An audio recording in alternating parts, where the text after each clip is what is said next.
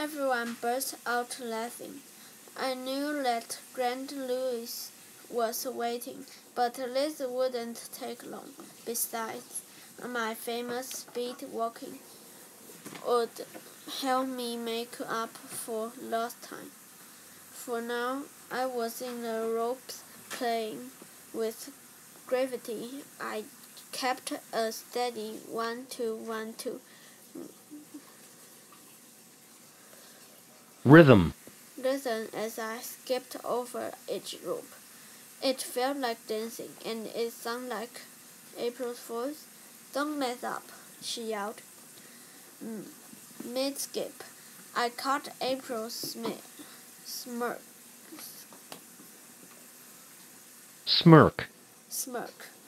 She sliced through my concentration and tripped up my rhythm. In a heartbeat, my steady 1-2-1-2 pace began 1-2, ouch.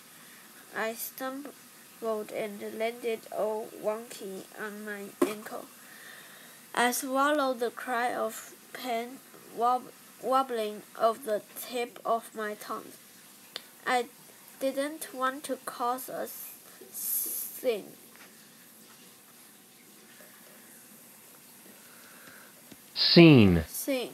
And I definitely didn't want anyone making a big deal out of this. Plus, I didn't want to give smug April the satisfaction. Thank you, I said, waving to the double Dutch team like my ankle wasn't totally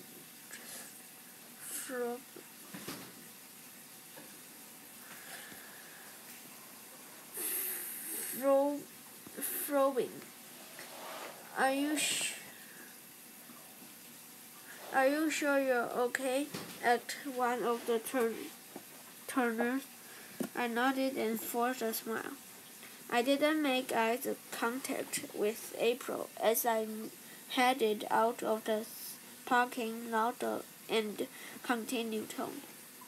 I walked much slower, thanks to my itching ankle.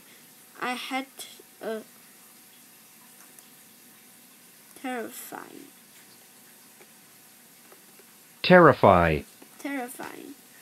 thought. If walking made me wince, how much worse would dancing feel? Would this heal by tomorrow? What if it didn't? If I missed my dancing feel, would this heal by tomorrow? What if it didn't?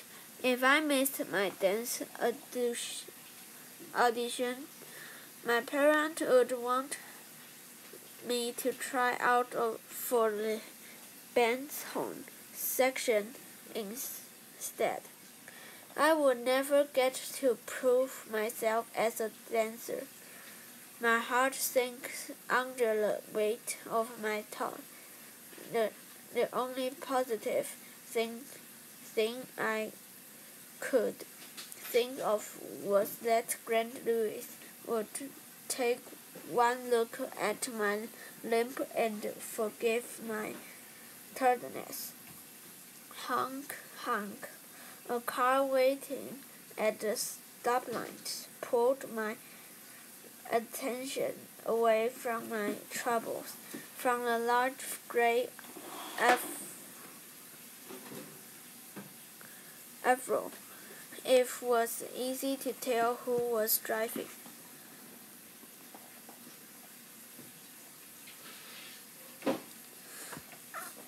My neighbor, Madam Larochi,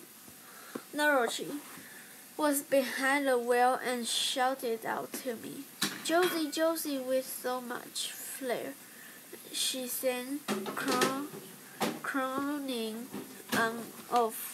one of Grant Lewis's most famous hits. Through a big party and she'll be there, I said in response. Even though I was way off pitch on the second line, I didn't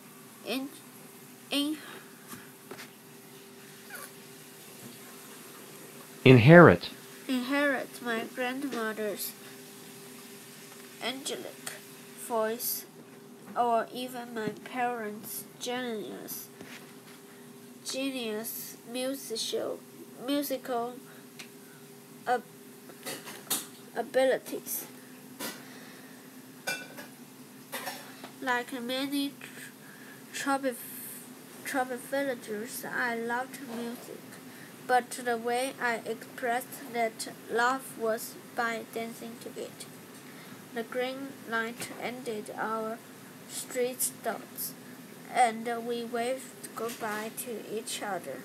I continued my slow walk home.